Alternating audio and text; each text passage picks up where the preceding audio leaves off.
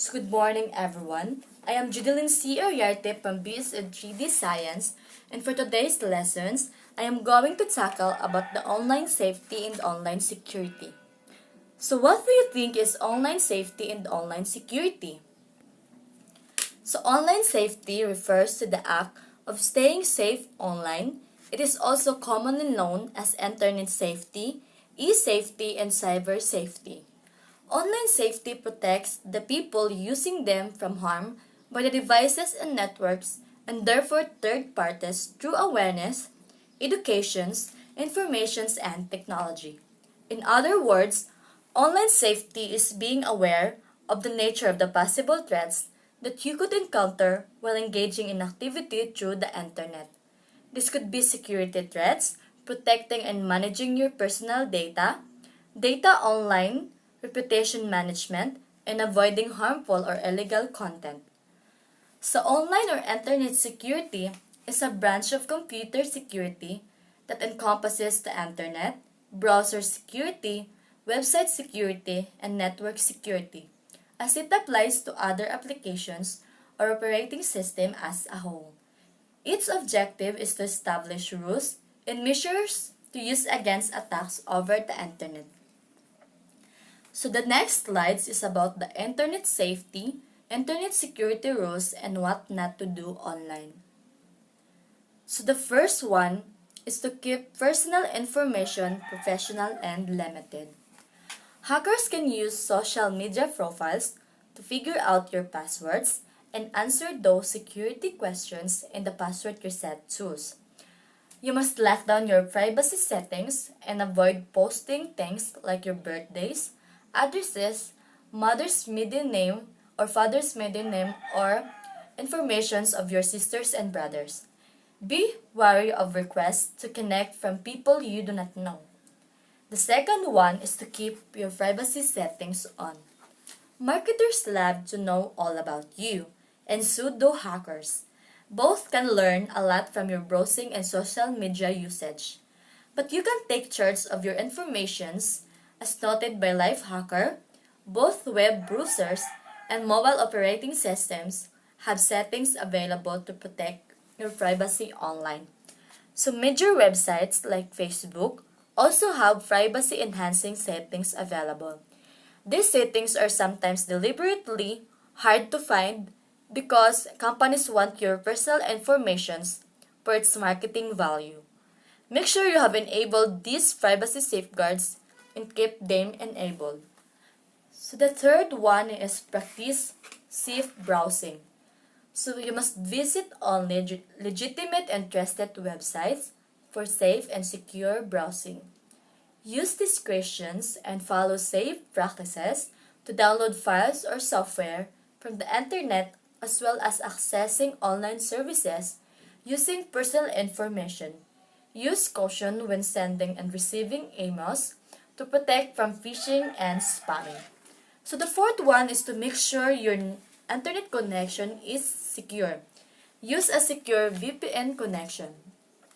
So you must make sure your device is secure, and when in doubt, wait for a better time until you're able to connect to a secure Wi-Fi connections before providing information such as your bank account and other personal informations.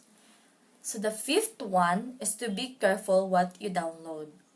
A top goal of cyber criminals is to trick you into downloading malware, programs, or apps that carry malware or try to steal your informations. So this malware can be disguised as an app, anything from a popular game to something that checks traffic or the weather. As PC World advises, don't download apps that look suspicious or come from sites you don't trust. So the next one is to choose strong password. So passwords are one of the biggest weak spots in the whole internet security structures, but there's currently no way around them. And the problem with passwords is that people tend to choose easy ones to remember, such as 1, 2, 3, 4, 5, and 6, which are also easy for cyber thieves to guess. So you must select strong passwords that are harder for cyber criminals to demystify.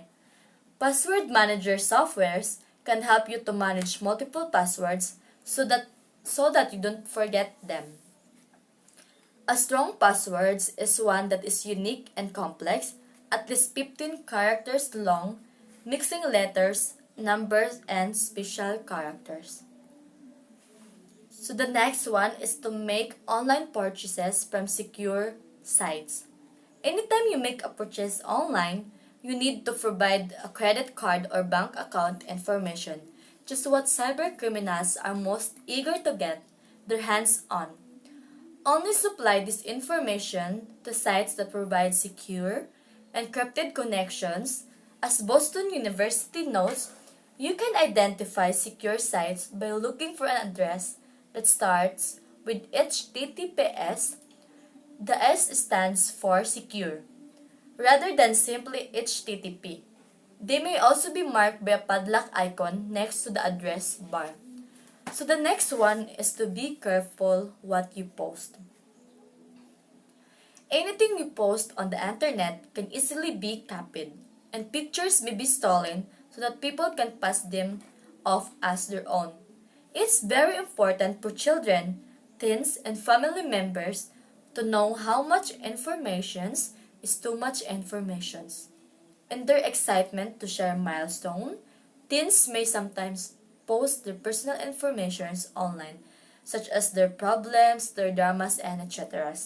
For example, a driver's license or a travel itinerary shared online could be valuable information for identity thieves or burglars.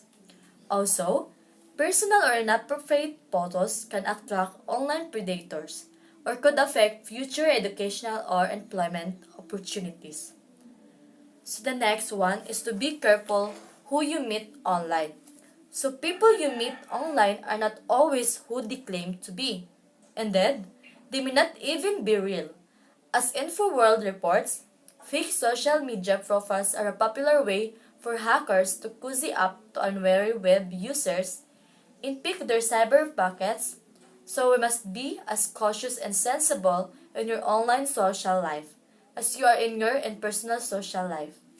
So number 10, you must keep your antivirus program up to date.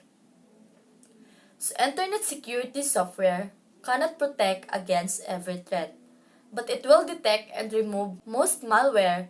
True, you should make sure it's up to date. Be sure to stay current with your operating system's updates and updates to applications you use. They provide a vital layer of security. So the next one is to read the site's privacy policies. So read the site's privacy policies. Too long and complex. Privacy policies tell you how the site protects the personal information it collects. So if you don't see or understand a site's privacy policy, consider doing business elsewhere. So next is to don't let your browser remember your login data or logon data. If a hacker takes control of your computer remotely over the internet, via messages, via malware, they will have access to your online accounts if passwords are stored in the browser. So storing passwords in a browser also makes your accounts vulnerable to people who might want to snoop around on your internet when you aren't around. So, adults also have an important role to play in teaching online etiquette. Our behavior online is something youth see.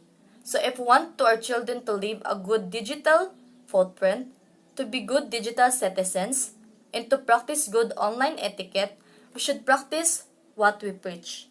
So the internet and social media are where today's employers, universities, and non-profit organizations so to learn more about potential employees, students, and volunteers.